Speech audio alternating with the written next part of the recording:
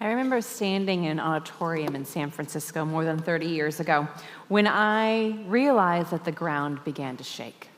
I looked up and the chandelier was swinging from one side to another, and I fell to my knees and crawled under the chair beside me along with everyone else. We heard our instructors yelling and waving their hands at the doors, and we all sprinted out as this ground continued to shake. From outside on the grass from the building, we realized that everything was out of control. The 6.9 earthquake that lasted for 15 seconds had taken out bridges and injured thousands and left many more homeless. And I remember looking out over the mess of the traffic because we were up on the hill where you could see the bridge and the roads and just the mess of what had happened, and asking, what do we do now? That's often how we feel after we face the unjust and broken world. A little bit of what we've done today. What now? It's not an uncommon question when our lives feel uncertain, when stability falls away, and God's people have asked it over the millennia. When the world feels like chaos, whether it's personal chaos or much bigger, what do we do now?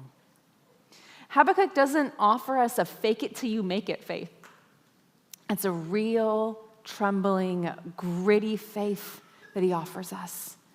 For we remember who God is. And that's what we're going to look at in this final chapter of Habakkuk. So around 2,600 years ago, God's people in Judah were in a rough spot, right? God's people were ruled by a wicked king who enslaved his people and took their money to pay tribute to Egypt. Injustice, taking advantage of others, no adherence to God's good, protective law. Everything seemed unstable. So Habakkuk the prophet writes down a prayer and asks God, what are you doing? How long must I call for help? And it says in chapter 1, after revealing his plan of discipline and exile, Habakkuk responds again, and he understands that there is going to be this second expulsion from Eden. That's what the exile was like for them. They're going away from the presence of God in this discipline. And the Lord told him the way through was faith, and yet he would bring justice one day. And it's as if Habakkuk had processed this whole conversation with God when we get to the final chapter. He wanted to help people live it out, and live out the vision of faith. He wanted them to know, what do we do now? And he doesn't write them a sermon. He wrote them a song to put words into their mouths as they wrestled. It's a song for those of us who pray and sometimes don't get what we ask for. It's a song for those who wait. It's a song for us, friends. He tells us to remember the God who works, to remember the God who saves, and to remember the God we can never lose. Let's look at Habakkuk chapter 3. He begins this song remembering the God who works, and he gives them words to remember that. It says, a prayer of Habakkuk, the prophet, according to Shigionoth. He begins. So he has a psalm for them. Do you see in here, even the introduction and the conclusion, that it's a psalm? Do you see the to the choir master at the very end? Do you see the Selah throughout? We only find that in the book of Psalms. And here, it's very clearly a song for them to sing for worship. And Shigionoth, y'all, nobody knows what that actually means. Maybe it's a tune. We find it one other place in the Psalms, perhaps, or a pattern of music. But he begins this psalm in verse 2. O Lord, I have heard the report of you, and your work, O Lord, do I fear. In the midst of the years, revive it. In the midst of the years, make it known. In wrath, remember mercy. Do you hear him? He says, Lord, I've heard about you. I know what you do. Like the fame of past government or religious leaders Habakkuk knows the report of God, but his record is different than anybody else's. It's not mixed report of some good heroism and some failings. It is the Lord's CV, his resume slid across the table as if at an interview.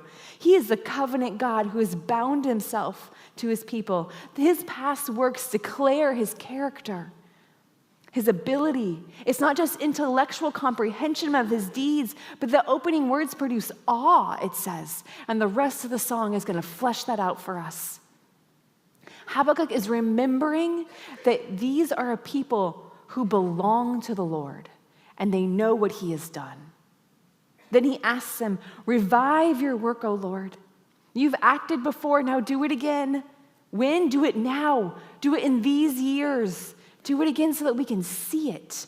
Do you see him say, make it known, he writes. Lord, don't work like in your behind the scenes kind of way. We want you to work with a dazzling delivery so that your people of faith see that you are making them stand. Help us see it. And Lord, remember your mercy, even as judgment comes. He asks God for this mercy. It's compassion. The verb here is connected to the word for a womb.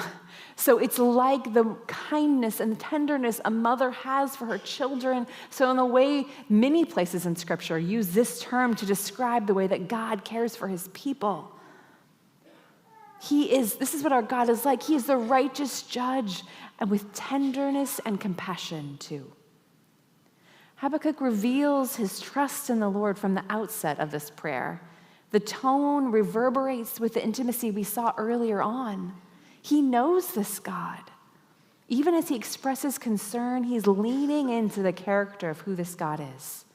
Habakkuk knows and asks him to work.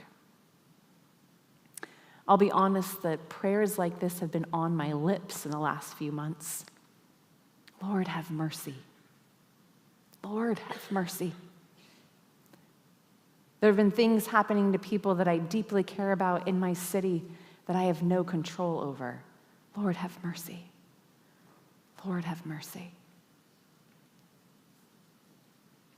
I had a mentor decades ago teach me to put out prayers like a breath when I was desperate, when I didn't have a way to express anything else, and this has been one of the ones that comes often, even as it's in Habakkuk, and we ask you to work, revive it, make it known. Lord, have mercy. I also deal with some chronic health issues, and sometimes that means we try new medications. And I don't know if this has happened to any of you, but sometimes those medications make you feel way worse before they make you feel better. It's like jumping out of the frying pan into the fire. It's my least favorite. And so there are days that turn into months where you're facing pain and begging the Lord, have mercy.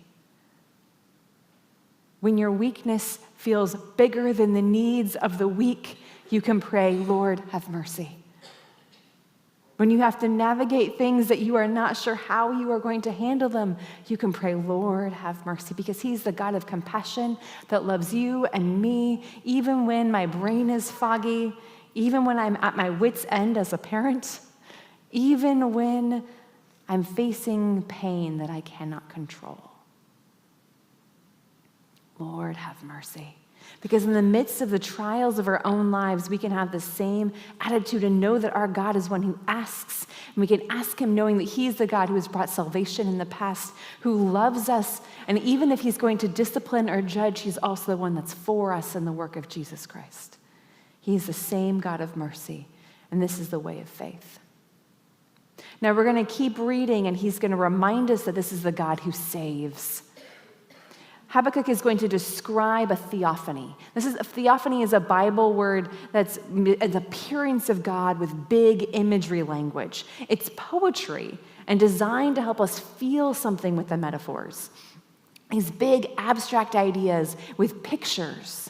Sometimes if you try to read a power bill like a love note, you would be greatly discouraged, right? Because you've mixed up the genre. Your total worth is negative $200 and whatever dollars, right? Like if this is a love note, this is terrible. But so if we read the poetry in the wrong way, we can be pretty confused. But this is poetry, a song with imagery. that we may not be familiar with, but is worth it for us to pay attention to. Let's start here in verse 3. God came from Teman, the Holy One from Mount Paran, Selah. His splendor covered the heavens, and the earth was full of his praise.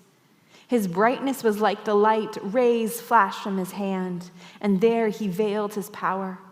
Before him went pestilence, and plague followed at his heels. He stood and measured the earth. He looked and shook the nations. Then the eternal mountains were scattered. The everlasting hills sank low. His were the everlasting ways. I saw the tents of Cushan in affliction, and the curtains of the land of Midian did tremble. This can feel like fantasy literature, even as it's trying to help us visualize the truth about God. Lightning, it was in his hands. Plagues, it went before him. The earth, it shook as he stood. Do you feel the power as it's trying to describe him? It's a way that's different from us, that Habakkuk could have written a song that told the people to sing, "The Lord is powerful," but instead he wrote this. He's described as coming from the south of Judah, the Holy One who's following the road his people took when he saved them from Egypt. It's as if the prophet is telling them, sing and remember what God has done and what he's able to do. Selah. The psalm is phrased intentionally, urging them to meditate. God is taking the Exodus road. Do you remember the God who saves? What is God's splendor? It's all over the heavens and the earth. Do you see that? His brilliance is like light, images, because how else can we grasp how great this God is? The flashing is reminiscent of when God met Moses on Mount Sinai in the shining glory. Habakkuk's people would have remembered this is when God made his covenant with them. This is when the holy God wed his people and provided the law of life. All of these things are designed to trigger their memories and to have pictures of the greatness of their God.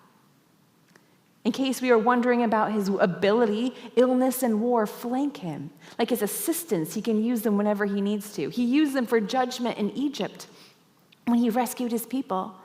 His ways are older and more powerful than even the ancient mountains that the peoples around them worship. Our God is greater than that. It's as if he's telling the people, remember the God who's powerfully saved. If I rewrote this part of Habakkuk's psalm, from my experience, we would list the places where God has worked powerfully in my life, revealed his power. The hymn would talk about the side of Highway 99 West in Oregon. On a short car ride, I looked out the window and I told God, what you offer in Jesus is what I most deeply need. And it's hard to express what happened afterwards because I woke up the next day and I knew something was deeply different about me. It would have been terrifying if I didn't really understand it later. I knew that God had changed me, and that for the rest of my life, I would not be the same. He'd come to dwell in me, though at the time my language was fumbled for that. I didn't fully understand. And then next, the song would describe him walking down that highway down to the university in town where God reminded me that this salvation wasn't just to make my life easier, but rather was the desperate hope of everyone. It was the only way to life. This gospel idea was the most ultimate rescue, and he'd rescued me from my own self-sufficiency and my pride that I wanted to turn to again and again. This is the God he uses his power to save.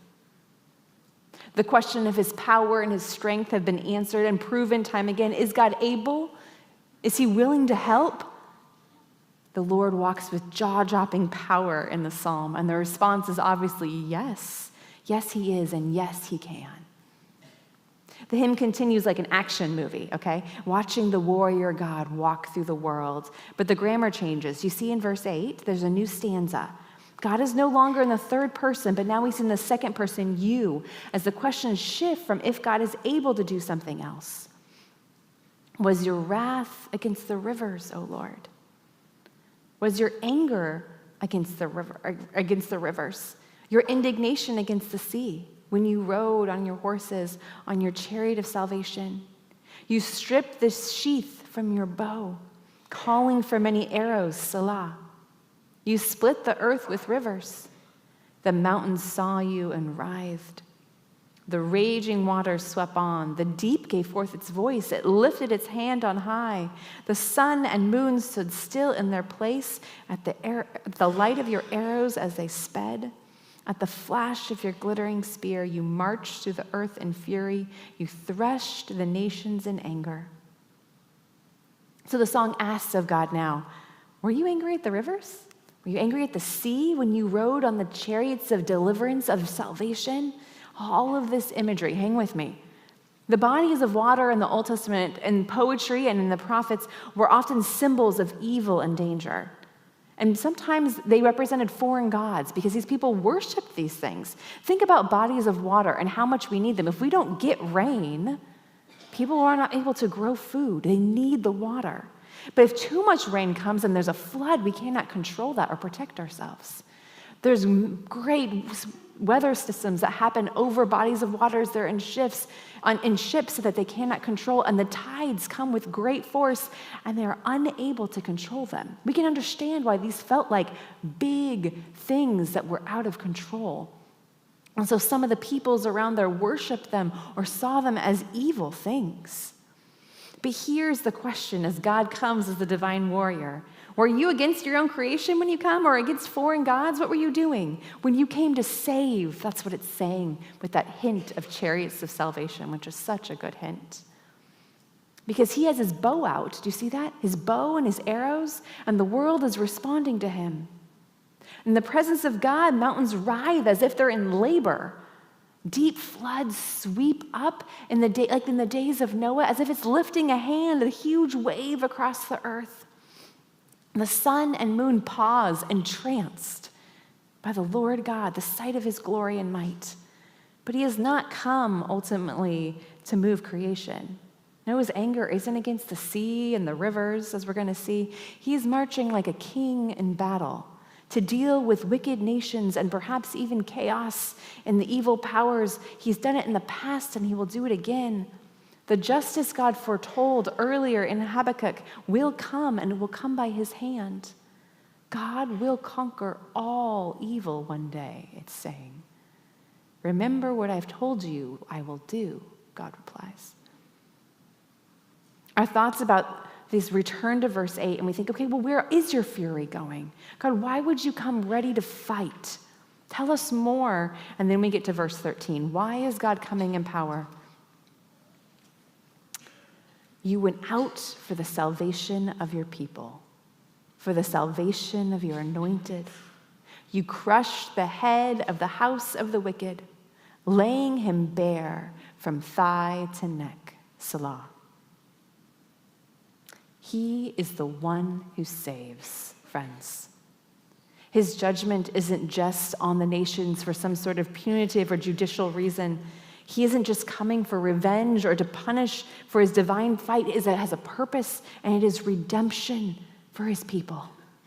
That is why God is coming, the salvation of his people. This is the pattern that we've learned for who God is. He brings judgment as he saves. He did that in Egypt. He brought judgment in the plagues as he saved his people. He did this at the cross. He brought judgment on Christ as he saved his people. This is the pattern of how God works, the God who saves. Do you remember the Son of God through whom he was going to conquer the nations in Psalm 2? Do you remember that?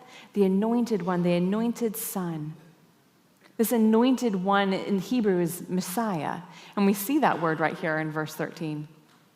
God is going to save his anointed people by his anointed king. And in the Old Testament, that consistently refers to a chosen king that's going to come in the line of David, that's going to bring justice and righteousness. And ultimately, God does save through his anointed one. He's going to save his people, and you could translate this. You went out for the salvation of your people, for the salvation by your anointed, by your Messiah.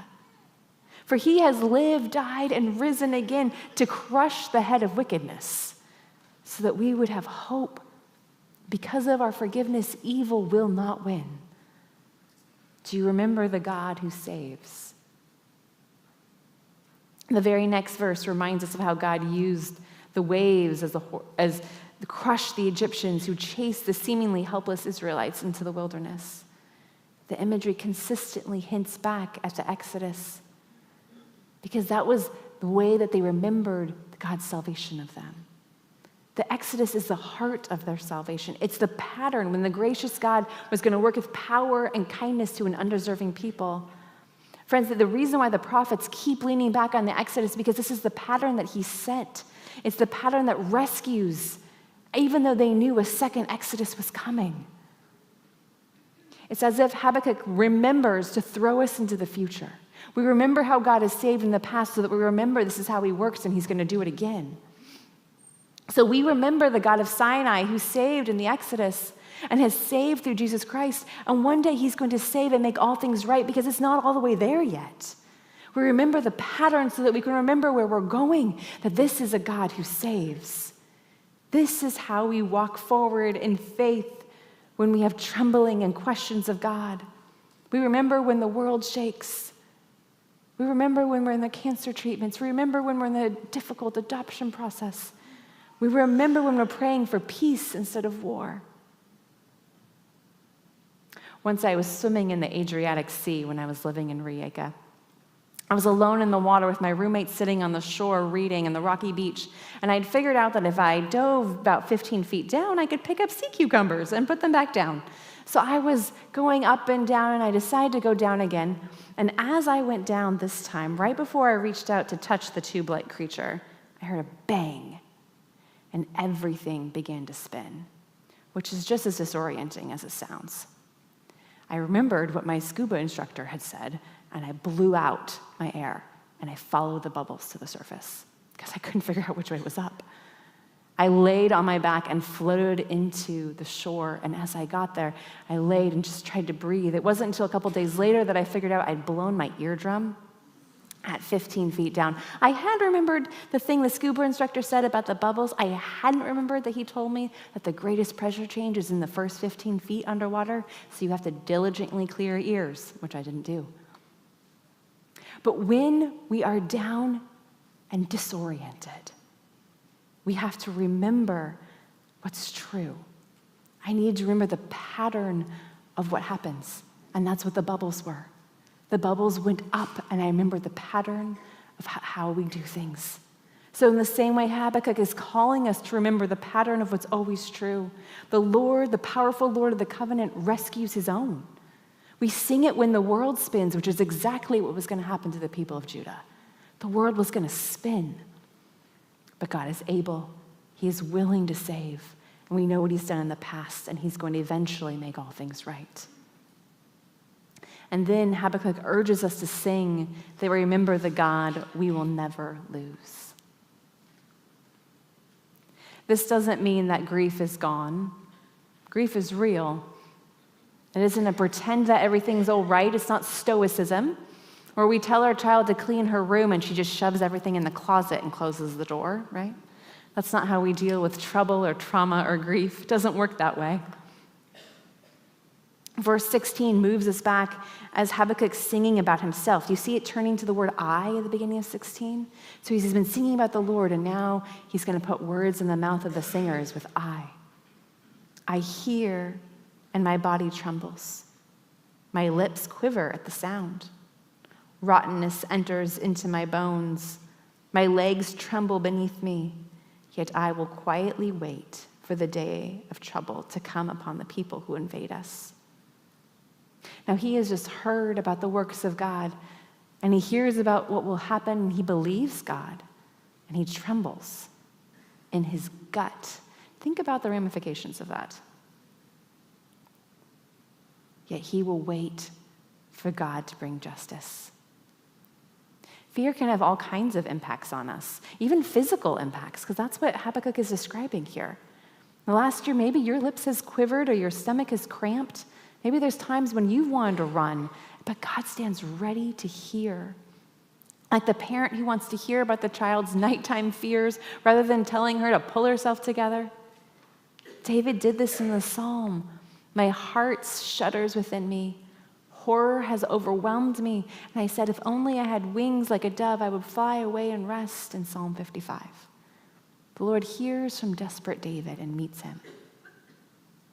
More recently, I was sitting in a coffee shop with a friend who was at a crossroads in life. And you guys, there were no good options for her. At no choice of her own, all of the options in front of her were bad. It was just, what kind of bad are you going to choose?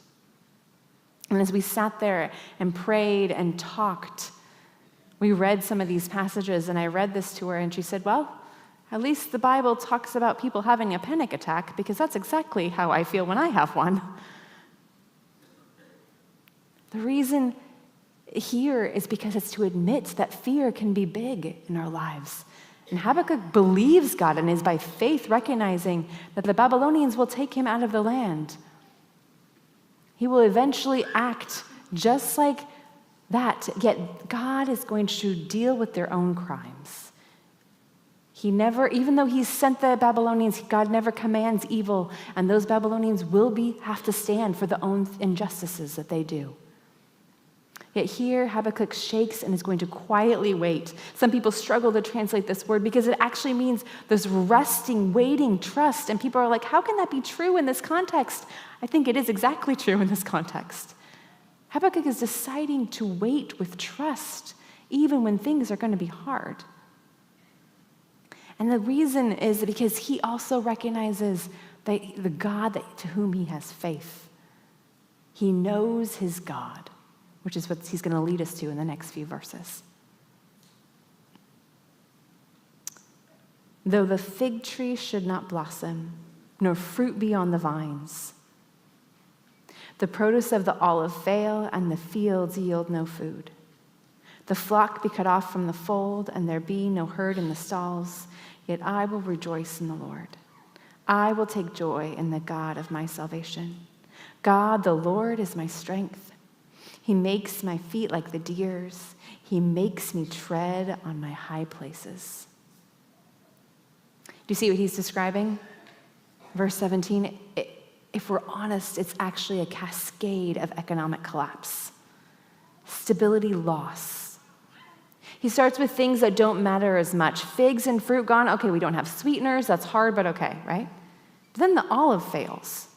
Okay, now there's no oil for healing, for worship, for lamps, for cooking. This is getting harder. Then there's no grain to store for winter, for replanting. Then no flocks, no meat, no wool, no blankets. The herds disappear, and now help to work the ground, and milk is gone. It's all gone. No grocery stores, no electricity, no food in the freezer, no Tesco. It's gone. The things that make us feel like we could stand that are now gone, and our ground begins to shake. And part of this is recognizing that verse 17 covers the blessings that God had promised in his covenant with his people, right? He said, if you obey me, these are the great blessings I will give you. I'm going to bless your crops. I'm going to bless you and protect you from disease. He would make them prosper. And here Habakkuk is singing that even if they lose all of God's gifts, they still have God. That he is better than all of his gifts, friends. Maybe you've had repeated loss, injury, health issues, finances hemorrhaging, family conflict that compounds, instability. In a very real way, Habakkuk is expecting coming brokenness because God told him it's going to get worse before it gets better. And God has not told us that necessarily, that it's going to get worse for us. But we do know that he has told us that things will not always be good in this life. It will cost to follow Jesus. That this world is groaning for the fullness of redemption to come. We live in a broken world. We've been told that there will be hardship. And somehow Habakkuk shows that there's one we do not lose. Stability will be lost, but we know that God we will never lose. And he's better than all of his gifts. He wrote the song for the people to adopt a mindset about faith. He says, "Yet I will rejoice in the Lord. I will take joy in the God of my salvation," in verse 18. The words emphasize the choice of his will. He's like, I will choose something. I'm saying now that this is the choice we will make. As I look a day, even if this happens, I will take joy in God. This feels crazy. How can he say this? It isn't naive self-deception or sticking your head in the sand, but it's remembering and then weighing what he can lose against what he can never lose, the God of his salvation. See, earlier in the song, he's already remembered what his God is like. He's already remembered what his God has done. It's essential for us to face massive loss, to remember that we have a God in Christ who has saved us so we can have joy. That is how we have joy, not by some forced manifestation of joy. I've seen joy like this in the hospital room when the doctor's face says it all. It's when the work dreams vanish like a mist, or the plan that you had of what you thought your family would look like is no longer possible. What do you still have? People might ask. But Habakkuk knew. It's not manufactured joy. It's not fake. It's not a moratorium on discussing grief, but rather he said that joy and grief may mingle together, and he could lose every earthly blessing, and he would never lose the covenant God. Grief can push us to bitterness with broken expectations and pride, or it can humble us and throw us towards the one who is still the Lord. Loss can make you angry, and indeed, God can handle our anger, but it can also make you more tender and more grateful. He remembered what the Lord has done. That's what we find in the final verse here. The Lord is my strength. He makes my feet like the deer's. He makes me tread on my high places. This is God. Yahweh is his strength. He's been this when people have been in trouble before. He's the one who is power. This word strength was for armies at times. It empowers someone. He remembered who the Lord is, and what he's doing is he's quoting what David has said in the past from Psalm 18. I don't know about you, but sometimes I need to remember what God has done for somebody else to remember what he can do for me. So it's as if he's remembering what God did for David, and David wrote about in Psalm 18. He's like, that's the same God that's mine. So therefore, I know that he's the God who gives strength. He's the God that's going to make me strong, that's going to help me stand. David is talking about how he was able to stand on the mountainous crags outside of Jerusalem up high. And being up high was advantageous because you could see if the enemy was coming and you would be above them. But those crags were also dangerous. It'd be really easy to lose your slip and fall and hurt yourself. Yet it says that God makes his feet like the deer's. He's not going to slip and fall. He can tread up high. There's these mountain goats at the Oregon Zoo right as you walk in, which is a few minutes from my home. And these little guys have this huge rock face in their enclosure, and they climb up it, and they have these small kids every spring. And those guys just throw themselves off the rock face, and all the parents are like, oh, I can't watch. And somehow these small goats just levitate and somehow make it down without hurting themselves. That's the kind of thing that he's saying, that these things that are dangerous yet advantageous, those places, those positions, God makes it safe for you. When we are in danger and it is hard, do we believe that God can be our strength? Because Habakkuk is saying, you were for that guy and you can be for me. You may tremble, but with faith you will stand because you remember who God is. Is there a passage that you turn to when life feels like it shakes? When anxiety rises and you can't control what's going to happen to people you love? Sometimes I wake up in the middle of the night, and that's the time when I need to turn to verses and remind myself who God is. Because hormone changes can impact your sleep, and getting old is not for the faint of heart, friends, right? This song uniquely decides on joy before deliverance came. He's singing knowing it's going to get worse before it gets better, because he believes he has a better kind of deliverance. He knows his God. So it is with us, friends. We have a better kind of deliverance, something better that we cannot lose, better than financial stability, better than renewed health, better than dreams come true. In Christ, we have new life. We have new hearts and fellowship with the Spirit. We have hope of a just and right home one day with God. Jesus has lived, died, and risen again. And if you're here and that doesn't sound like rescue, let me tell you, it's the best rescue. It is better than any of the other dreams that you think are the things that you need from God. This is how we stand in a broken world and say our deliverance is better even if we don't see it in our lifetime. A goodness, because we have a better one coming. The deliverance of what we most deeply need. So today with Habakkuk, we don't say, what if? We say, even if. Even if the ground trembles beneath me, what will I do? I will take joy in my God. For I cannot lose him. He is the one who has saved me, and he will keep me strong. One Sunday several years ago, I arrived at church with what felt like a broken heart. Another scandal about a ministry leader had come out, and this one I knew personally. I was furious and sad and broken. My husband would have told you that throughout the week I had quietly stewed and then all of a sudden exploded in rants about a seared conscience and ethics and living out what you actually preach, and then gone back to stewing and praying. And I come to church, and the people around me begin to sing, and I'll tell you, I didn't feel like singing. But as I was there with the voices around me, I sang because they carried my weight with me. And as the song told me to sing the truths about who God was, I could remember who he is, even in tears, even in grief, even in anger. And I could sing remembering this is who my God is, even when the world is broken and chaotic and hurting. And on that dark day, I could sing with my people, I will take joy in my God.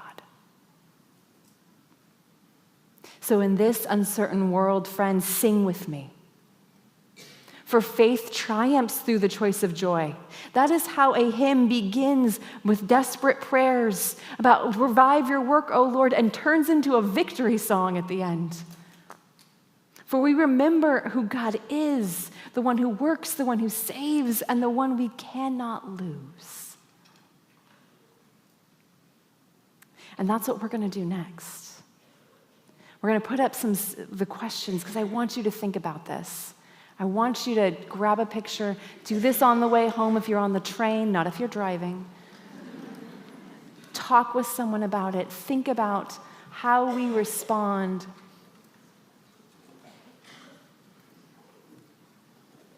And then I'm going to pray and we're going to sing, because that's the right response to hearing a psalm that calls us to sing in the midst of a chaotic world. This is the way forward. God, you are the one who has saved us, and we remember who you are. Remember that you're trustworthy. We remember that you are good. We remember that you have worked. Remember that your hands are all powerful, that it's like as if lightning comes from them, that the arrows that you pull out against evil will one day make this world right and good again.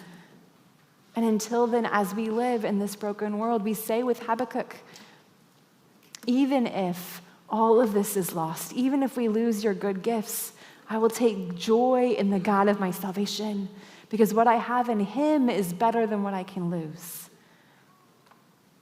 You are the one who makes us strong, and we say we love you and we trust you. We pray this in Jesus' strong name.